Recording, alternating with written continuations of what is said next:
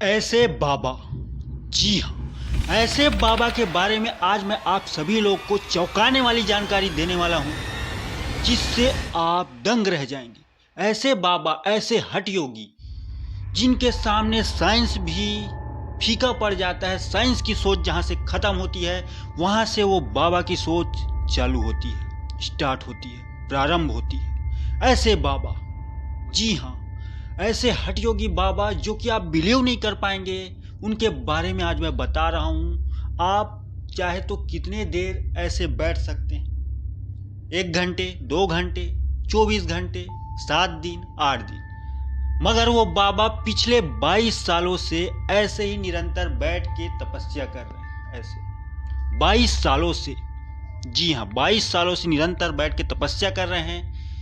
ये जगह है रायगढ़ से 6 किलोमीटर दूर, कोसामा नारा गांव के पास। जी हाँ, कोसामा नारा गांव है, रायगढ़ से 6 किलोमीटर दूर स्थित है।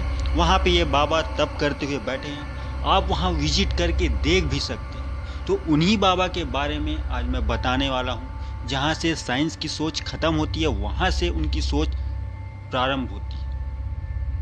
तो ये बाबा जो हैं, इनका नाम है श्री श्री 108 सत्यनारायण बाबा।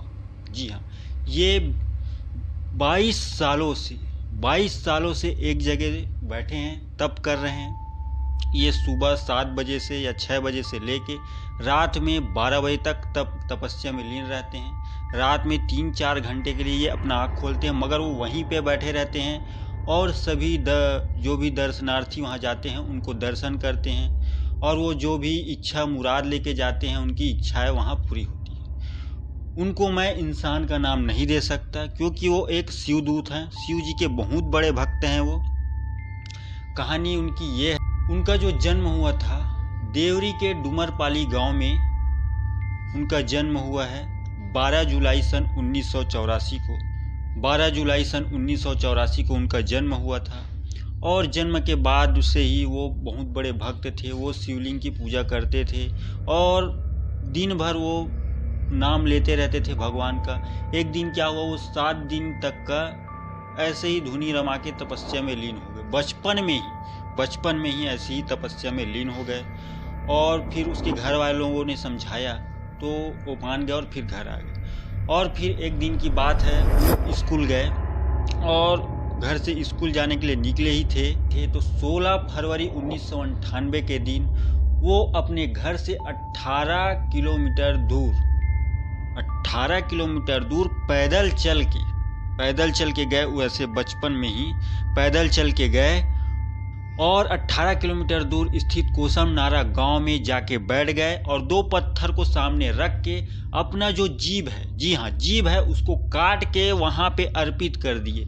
भगवान शिव की शिवलिंग समझ के उस पत्थर पे अर्पित कर दिए, और वहीं पे तपस्या में लीन हो गए, जो आज 22 सालों तक वहीं पे बैठे हुए हैं। जी हाँ, 22 सालों से वहीं बैठे हुए हैं। आप चाहे तो यहाँ आ सकते हैं। रायगढ़ जिला है, छत्तीसगढ़ राज्य में रायगढ़ जिला है, वहाँ से 6 किलोमीटर है कोसम नारा गांव। वहाँ पे ही स्थित है श्री श्री 108 सत्यनारायण बाबा जी। जी हाँ, वहीं पे वो धुनी रमा के बैठे हुए हैं।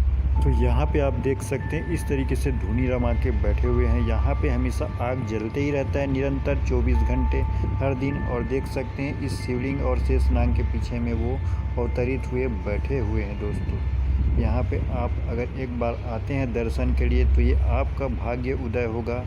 आपके लिए बहुत ही दुर्लभ दर्शन होंगे इन बाबा जी के। जब आप एक बार इनका दर्शन कर लेंगे तो आप समस्त मोक्ष प्रदान। वहाँ बहुत सारे दर्शन करने के लोग आते हैं। अब ये तो पता नहीं, मगर वहाँ पे जो बोर्ड टंगा है उसके हिसाब से वो सिर्फ जल और दूध या फल वगैरह थोड़ा बहुत ग्रहण करते हैं, और वो वैसे ही बैठे रहते हैं। चाहे कितनी भी पानी गिरे, बरसात हो, धूप रहे, ठंड रहे, वो ऐसे ही यहाँ तक का वो कपड़ा पहनते हैं नीचे कमर तक, और ऊपर का बदन उनका खुला रहता है, और वैसे ही बैठे रहते हैं, जो कि किसी भी इंसान के लिए इम्पॉसिबल है। जी हाँ, इम्पॉसिबल है। हाँ तो दोस्तों, यहाँ आप देख सकते हैं कैसे बाबा जी इतनी बारिश में भी ऐसे ही बैठे हैं वो चाहे तो ऊपर सैर लगवा सकते हैं बारिश और धूप से बचने के लिए, मगर उनका जो तप है वो निरंतर ऐसे ही बरसात में, बारिश में और गर्मी में, तपती धूप में भी ऐसे ही बैठे रहते हैं। ऐसा कोई कर ही नहीं सकता, वो इंसान में शामिल है नहीं। साइंस खुद मानेगा इस चीज़ को। नासा भी हैरान है इस बात से, वो भी आया था यहाँ पे खोजबीन करने, उनके पल्ले भी कुछ नहीं पड़ा कि ऐसा कोई इंसान कैसे रह सकता है। ये एक रहस्य की बात है। वो तो देवदूत ही हैं, शिवदूत ही हैं, जो इस तरीके से तपस्या तप कर सकते हैं। एक हठ योगी हैं वो। तो मैं बता दूं, उनके जो पिता थे उनका नाम था दयानिधि और उनकी माता का नाम था हंसमती। तो उनको प्यार से बचपन में हलधर कहा जाता था और बाद में उनके पिता ने उनके जो पूजा पाठ वाला स्वभाव देखा तो उसे सत्यनारायण कह के पुकारा और वही नाम से आज तक उनको पुकारा जाता है, वही नाम रखा गया उन बाबा का। तो आप जाके ज़रूर विजिट कीजिए। ये बहुत ही रहस्य की बात थी। मैं बहुत दिन से इस टॉपिक पे वीडियो बनाऊंगा सोच रहा था, मगर मैंने आज बना ही लिया इस टॉपिक से।